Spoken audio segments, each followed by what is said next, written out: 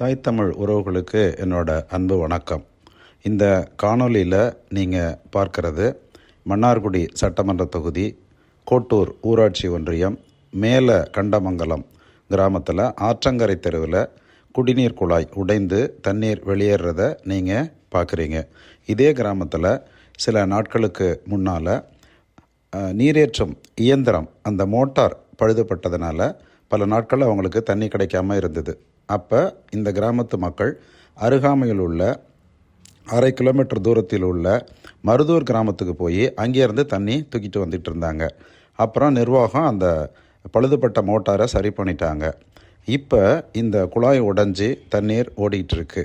பக்கத்தில் உள்ள மருதூர் கிராமத்துலேயும் இப்போ அங்கே உள்ள குடிநீர் குழாயிலையும் தண்ணீர் வரல அப்படின்னு பொதுமக்கள் சொல்கிறாங்க. அதனால் குடிநீருக்கு சிரமப்படும் அந்த கிராம மக்களின் அந்த குறையை தீர்க்கறதுக்கு உடனடியாக கோட்டூர் வட்டார வளர்ச்சி அலுவலர் மற்றும் இதோடு தொடர்புடையவங்க உடனடியாக அதை சரி செய்து தரணும்னு சொல்லி மன்னார்குடி சட்டமன்ற தொகுதி நாம் தமிழர் கட்சியின் சார்பாக கேட்டுக்கொள்கிறேன். நன்றி, வணக்கம்.